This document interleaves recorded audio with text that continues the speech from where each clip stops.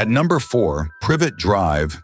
In the quiet town of Little Whinging, Surrey, two mysterious visitors arrive in the dead of night. Professor Dumbledore and Professor McGonagall. They're deep in conversation about strange things happening in the wizarding world. Dumbledore mentions that Hagrid will be bringing the boy. Sure enough, Hagrid shows up on a flying motorcycle, holding a baby in his arms. The little one is only 15 months old. With heavy hearts, the wizards leave the child on the doorstep of his only remaining family, the Dursleys. Hagrid is so emotional he can't hold back his tears. Fast forward 10 years. That same baby, Harry, now lives in the Dursleys' house, or rather, in their attic. One morning, his Aunt Petunia wakes him up. She lives with her husband Vernon and their incredibly spoiled son, Dudley. The kid's already stomping around, shouting at the top of his lungs. It's his birthday, after all. Harry heads to the kitchen, and Petunia immediately puts him to work making breakfast. The whole family gathers to wish Dudley a happy birthday. He starts counting his presents and throws a fit when he realizes there are only 36 this year, one less than last time. Not cool, apparently. Later, the family heads out for Dudley's big birthday outing. Right before getting in the car, Uncle Vernon gives Harry a stern warning. If he causes any trouble, he'll be eating scraps from the trash for a week. Classic parenting. At the zoo, they all stop to stare at a giant snake that's doing absolutely nothing. Bored, the Dursleys walk away, but Harry sticks around and starts talking to it. Weirdly enough, the snake seems to understand him. Dudley notices this and runs over, shoving Harry out of the way to get a closer look. But then something strange happens. The glass wall of the enclosure disappears. Dudley tumbles headfirst into the habitat, and the snake casually slithers out, giving Harry a little nod of thanks on its way out. A moment later, the glass magically reappears. The Dursleys are in full-blown panic mode when they see their son trapped behind the glass. And Harry? He's laughing. Back home, Uncle Vernon demands an explanation, and furious with what happened, locks Harry inside the cupboard under the stairs. On his 11th birthday, Harry steps outside to collect the mail and discovers a letter addressed to him from Hogwarts School of Witchcraft and Wizardry. Before he can read it, Uncle Vernon snatches it away. But the letters keep coming. Day after day, more and more flood in. Vernon, in a frenzy, burns them all. By Sunday, the house is overwhelmed with letters pouring in from every direction. Amid the chaos, Harry manages to grab one, but Vernon prevents him from opening it. Determined to escape the relentless barrage of letters, Vernon takes the family, including Harry, to a remote island, hoping the messages will stop. That night marks Harry's birthday. Alone, he sketches a small cake on the dusty floor, marking the occasion by himself. As the clock strikes midnight, the door crashes open with a thunderous boom. A towering figure steps inside.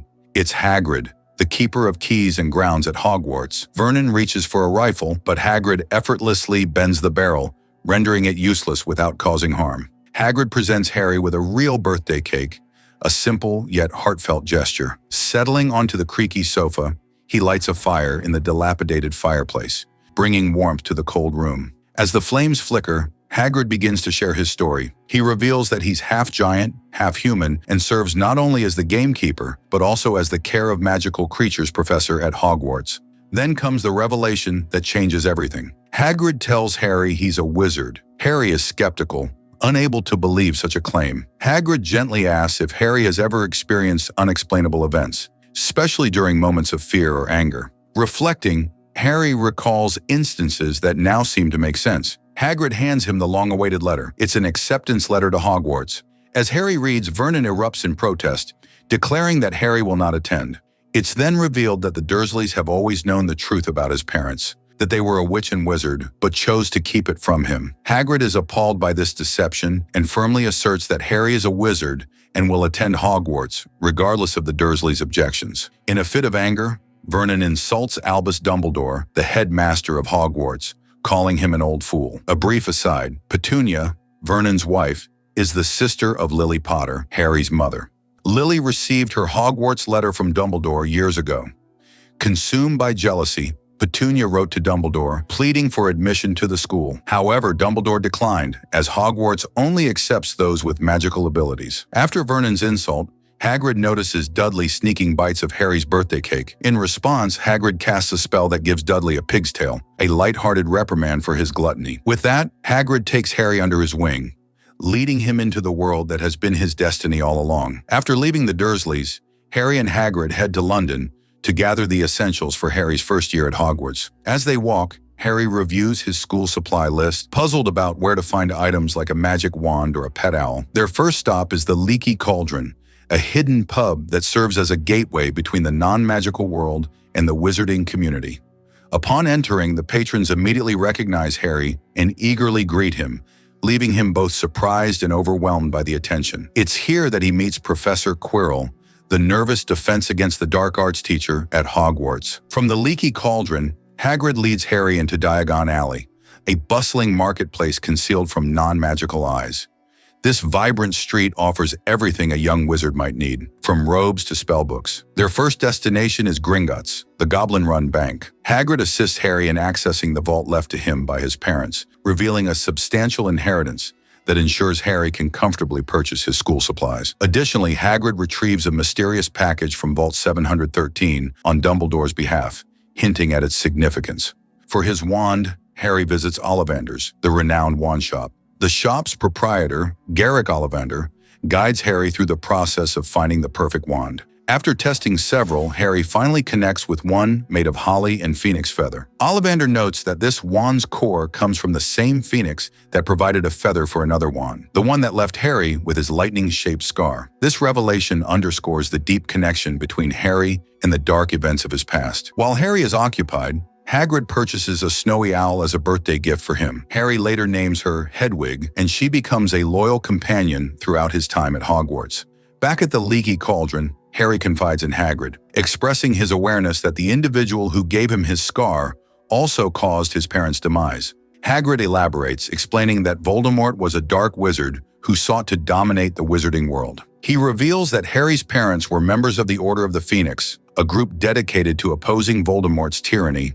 Despite Voldemort's attempts, he was unable to harm baby Harry, leading to his own downfall and cementing Harry's reputation as the boy who lived. Hagrid escorts Harry to King's Cross Station, hands him a ticket for platform 9 3/4, and then departs, citing urgent business. Confused, Harry approaches a station employee to ask about the platform, but the worker has no idea what he's talking about. Just then, Harry overhears the Weasley family discussing the elusive platform and watches in amazement as they run straight at a solid wall and vanish. Curious, Harry asks Mrs. Weasley how to proceed. She kindly advises him to walk confidently toward the barrier. Trusting her guidance, Harry follows suit and successfully finds himself on the magical platform. On the train, Harry meets Ron Weasley, the son of the woman who helped him at the station. The boys quickly become acquainted. Soon after, the snack trolley arrives, loaded with an array of magical treats. Ron declines, mentioning he has homemade sandwiches, but Harry, now aware of his inherited wealth, generously buys a selection of goodies. Among the treats, he discovers chocolate frogs that come to life momentarily and collectible cards featuring famous witches and wizards. Ron introduces Harry to his pet rat, Scabbers, and attempts a spell to turn the rat yellow, but it doesn't go as planned. At that moment, Hermione Granger enters their compartment, searching for a fellow student's missing toad. She observes Ron's spell attempt and, unimpressed, demonstrates her own proficiency by repairing Harry's glasses with a simple incantation before continuing her search. Upon arrival at Hogsmeade Station, the first-year students are greeted by Hagrid. He leads them to boats that ferry them across the Black Lake, offering a breathtaking first view of Hogwarts Castle. Once inside the castle, Professor McGonagall, the same witch who, along with Dumbledore, left Harry with the Dursleys years ago, welcomes the newcomers. She informs them that they are about to be sorted into their respective houses, a significant moment that will shape their time at Hogwarts. At Hogwarts, the students are divided into 4 houses, each reflecting distinct values and traits. Gryffindor prizes courage, bravery, and chivalry. Its emblem is a lion, and the house colors are scarlet and gold. Hufflepuff values hard work, patience, justice, and loyalty. Represented by a badger, its colors are yellow and black. Ravenclaw cherishes intelligence, learning, wisdom, and wit. The house symbol is an eagle, with blue and bronze as its colors. Slytherin emphasizes ambition, cunning, leadership, and resourcefulness. Its mascot is a serpent, and the colors are green and silver. Throughout the academic year, these houses compete for the House Cup. Students earn points for achievements and lose them for infractions. The house with the highest point total at year's end is awarded the coveted cup. During the sorting ceremony, Draco Malfoy introduces himself to Harry Potter, expressing interest in forming an alliance. However, Harry declines his offer, sensing Draco's arrogance. In the Great Hall, the Sorting Hat prepares to assign first-year students to their respective houses. Before the ceremony begins, Headmaster Albus Dumbledore outlines important school rules. The Forbidden Forest is off-limits to all students. Magic is not to be used in the corridors between classes. Certain areas of the castle are restricted and should not be entered. These guidelines are set to ensure the safety and well-being of all students during their time at Hogwarts. The sorting ceremony at Hogwarts is a pivotal moment for first-year students, determining their house placements. Hermione Granger is among the first to be sorted, and the Sorting Hat assigns her to Gryffindor. Next, Draco Malfoy approaches the stool. Before the hat is fully placed on his head, it decisively declares him a Slytherin. As Harry waits for his turn, he notices a stern-looking professor with black hair observing him intently, causing Harry to instinctively touch his lightning-shaped scar. Ron Weasley is then sorted into Gryffindor. When Harry's name is called, whispers ripple through the Great Hall. He sits on the stool and the Sorting Hat is placed on his head. The hat deliberates, noting that Harry possesses qualities suitable for both Slytherin and Gryffindor. Harry, however, silently pleads, "Not Slytherin." Respecting his wishes, the hat exclaims, "Gryffindor." Following the ceremony, Headmaster Albus Dumbledore welcomes the students and commences the start-of-term feast. During the meal, Harry inquires about the black-haired professor he noticed earlier and learns that he is Severus Snape, the potions master and head of Slytherin House. As the feast continues, the hall is suddenly filled with the arrival of ghosts, including nearly headless Nick, the resident spirit of Gryffindor Tower. Nick shares that he was once Sir Nicholas de Mimsy Porpington, a knight who lived during the Middle Ages. His life ended abruptly due to a magical mishap, leading him to become a ghost who now resides at Hogwarts. After the feast, the Gryffindor first years are guided to their dormitory. They navigate the castle's moving staircases and arrive at the entrance to their common room, which is concealed behind a portrait.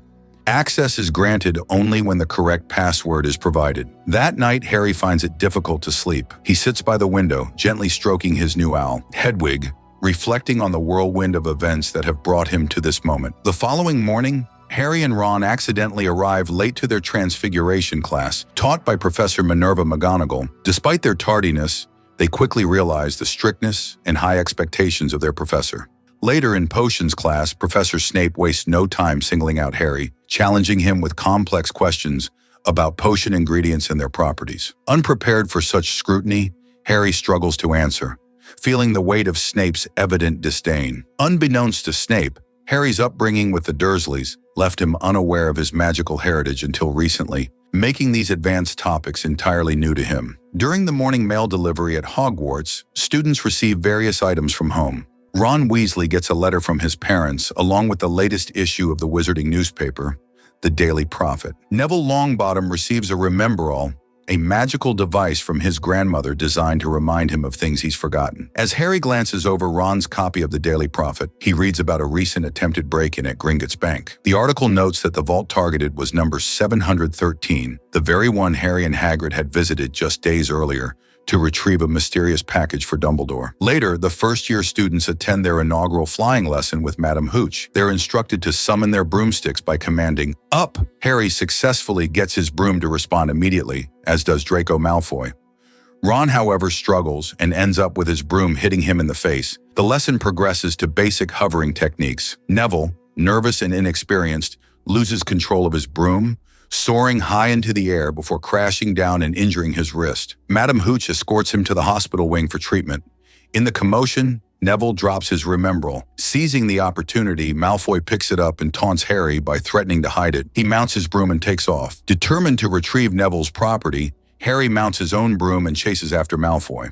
After a brief aerial exchange, Malfoy throws the Remembrall into the air. Demonstrating remarkable skill, Harry dives and catches it just before it hits the ground. Professor McGonagall witnesses Harry's impressive catch.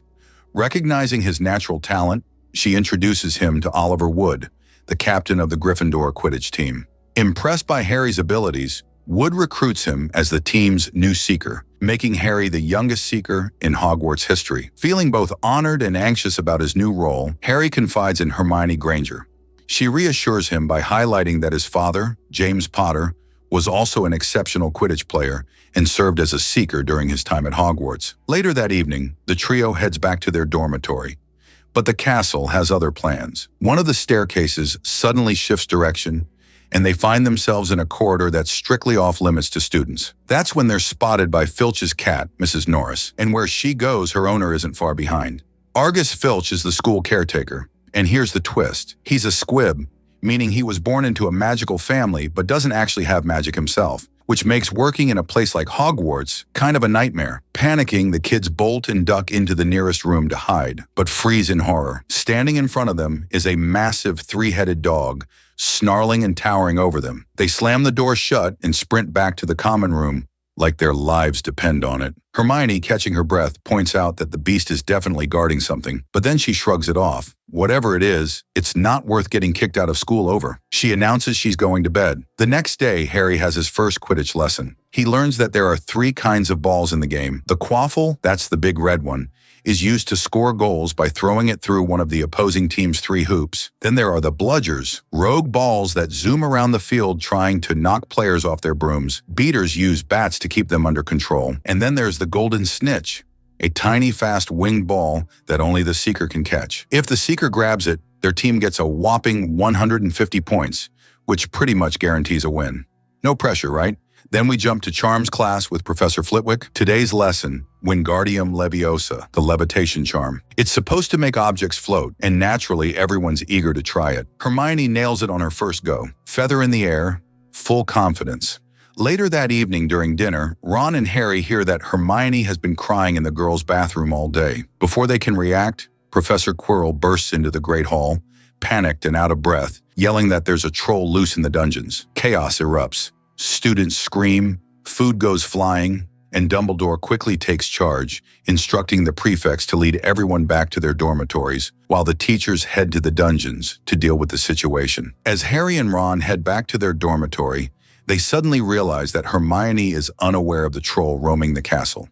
Determined to warn her, they rush to the girls' bathroom, only to discover the troll has already entered. Inside, the troll is wreaking havoc, smashing everything in sight. Without hesitation, Harry and Ron spring into action, using whatever they can find to distract the creature. Harry, in a bold move, jumps onto the troll's back and inserts his wand into the troll's nostril. Despite this, the troll remains unfazed and attempts to harm Harry with its club. At the crucial moment, Ron uses the levitation charm, causing the troll's club to rise into the air and then drop onto its own head, rendering it unconscious. Harry retrieves his wand, now covered in troll mucus. Just then, professors arrive at the scene. Although they begin to reprimand them, Hermione takes responsibility, leading Professor McGonagall to deduct points from Gryffindor. However, she then awards points for their bravery in handling the troll. During dinner, Snape approaches Harry, commends him for his actions against the troll, and then departs with a noticeable limp. This leads Harry to suspect that Snape let the troll in as a diversion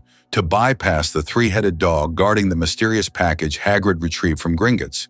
In the following scene, during mail delivery, Harry receives a Nimbus 2000 broomstick, though the sender remains anonymous. The Quidditch match between Gryffindor and their longtime rivals, Slytherin, kicks off with high energy.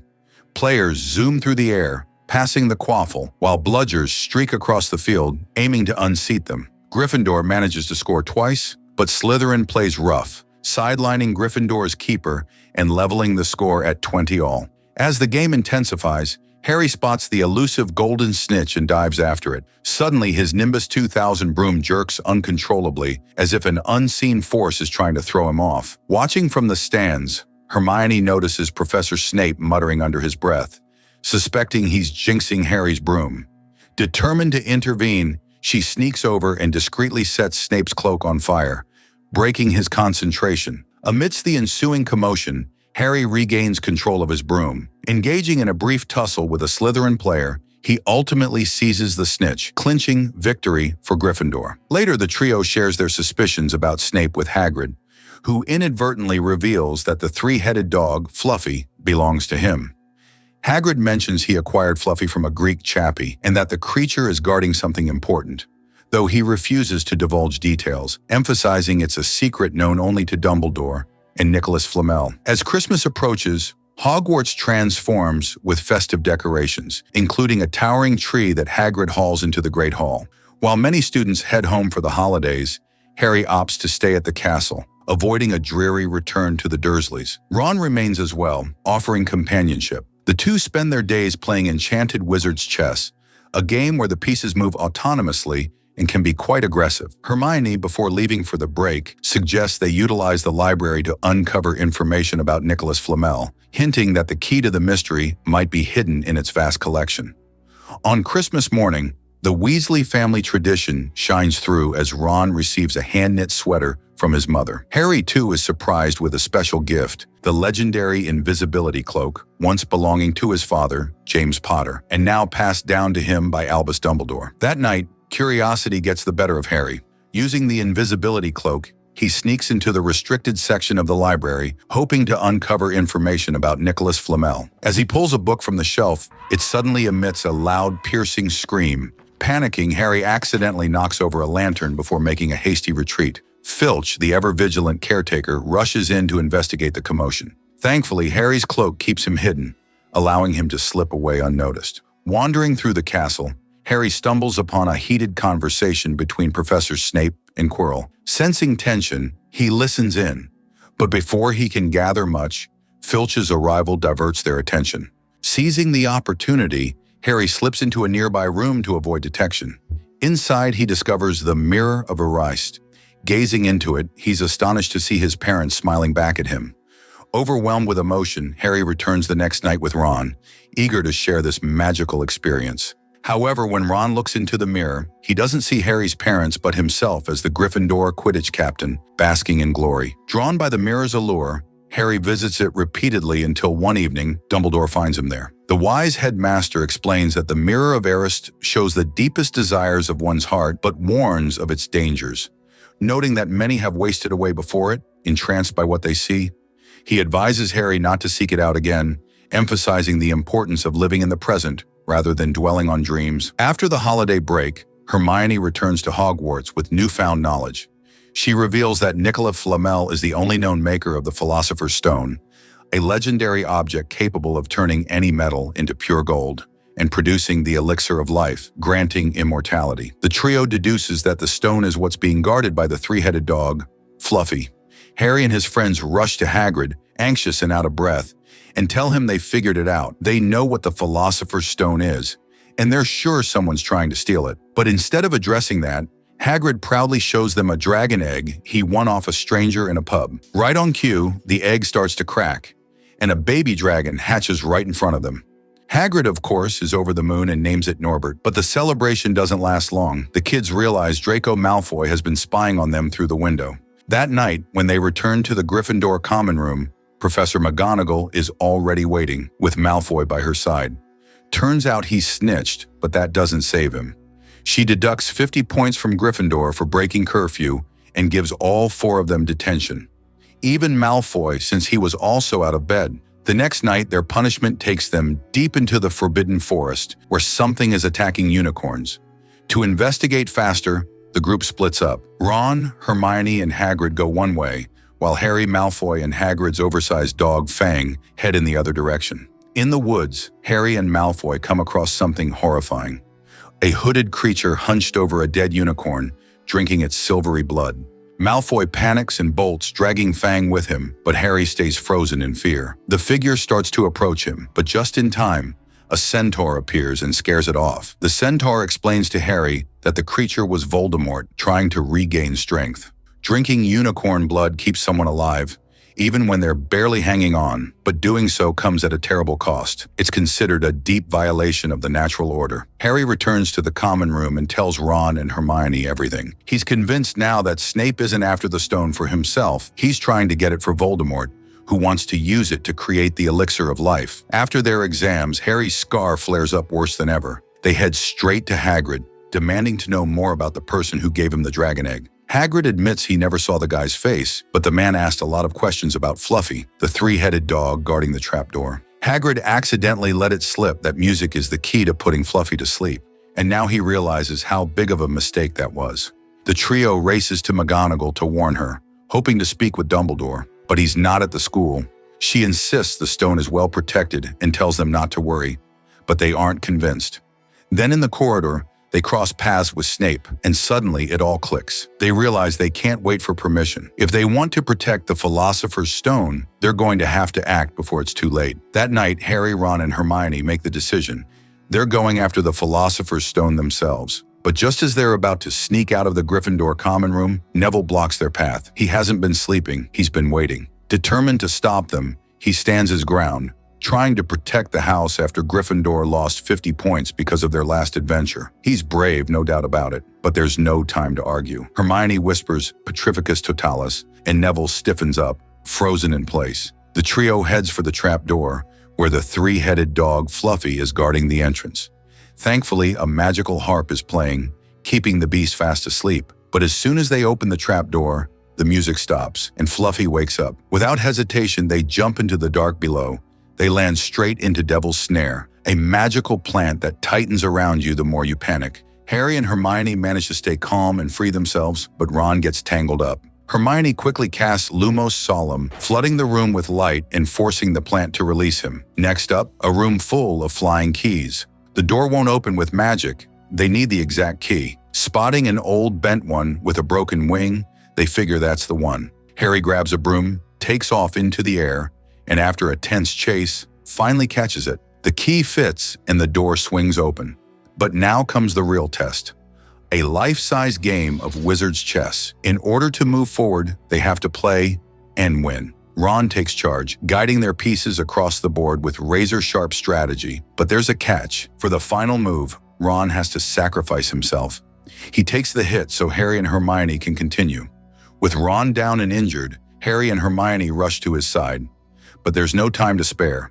They realize the next challenge can't be faced as a group, so Harry makes the call. He's going on alone. Harry finally reaches the last chamber. But the person waiting for him isn't Snape like he expected. It's Professor Quirrell. Confused, Harry listens as Quirrell lays it all out. During the Quidditch match, it was him trying to knock Harry off his broom, not Snape. In fact, Snape was the one countering the curse to protect him. Quirrell was also the one who let the troll into the castle on Halloween as a distraction. But again, Snape ruined his plan. Now Quirrell's standing in front of the Mirror of Erised, one of the magical protections guarding the Philosopher's Stone. Set up by Nicholas Flamel himself, the mirror holds a powerful enchantment. It only gives the stone to someone who wants to find it, but not use it for their own gain. That's where Quirrell hits a wall. His greed and his loyalty to someone far darker make him unworthy. But Harry might be different. Quirrell forces Harry to stand in front of the mirror and say what he sees. And then something strange happens. In the reflection, Harry sees himself holding the stone. Then, he feels it drop into his real pocket. The magic worked. He got the stone without ever asking for it. To cover it up, Harry quickly lies and tells Quirrell he only sees himself winning the house cup. But Quirrell isn't done. He removes his turban, and on the back of his head is the face of Lord Voldemort. Voldemort speaks directly to Harry, explaining that he survives by feeding off others. Drinking unicorn blood has kept him alive, but it's only temporary. He knows the stone is in Harry's pocket and tries to bargain, offering Harry the one thing he longs for, a chance to see his parents again. But Harry refuses. He knows it's a trap. Voldemort gives the order, and Quirrell lunges at him. But the moment he touches Harry, something strange happens. His hands begin to burn. Every time Quirrell makes contact, his skin blisters and smokes. Harry grabs him, and with nothing but his bare hands, he defeats him. Voldemort, enraged, tears free from Quirrell's body in a ghost-like form, rushes toward Harry and passes straight through him, disappearing into the air. Harry collapses to the ground, unconscious, but still holding the stone. After regaining consciousness, Harry finds himself in the hospital wing, where Dumbledore greets him with a warm smile. The headmaster informs Harry that the entire school is aware of his confrontation with Quirrell. He also reassures him that Ron and Hermione are safe and that the Philosopher's Stone has been destroyed. However, Dumbledore cautions that this doesn't mean Voldemort won't return. Dumbledore explains that Harry's mother, Lily Potter, sacrificed herself to protect him from Voldemort. This act of love created a powerful protective charm that resides within Harry. When Quirrell, under Voldemort's influence, attempted to seize the Philosopher's Stone, he couldn't touch Harry due to this protection. As a result, Quirrell's body suffered severe burns upon contact with Harry, as Lily's pure love proved stronger than Voldemort's dark magic. In the Great Hall, the end-of-year feast is underway. Dumbledore begins announcing the house points. Gryffindor with 312, Hufflepuff with 352, Ravenclaw with 426, and Slytherin leading with 472 points. Just as the Slytherins start celebrating their impending victory, Dumbledore adds some last-minute points. 50 to Hermione for her composed reasoning in challenging situations, 50 to Ron for his exceptional wizard's chess performance, 60 to Harry for his bravery and courage, and 10 to Neville for his determination to stand up to his friends. These additional points bring Gryffindor's total to 482, securing them the House Cup. The Slytherins are visibly displeased, feeling that victory was snatched away at the last moment. Before departing, Harry bids farewell to Hagrid, who gifts him a photo album filled with pictures of his parents. Harry, Ron, and Hermione then board the Hogwarts Express, heading home for the summer holidays.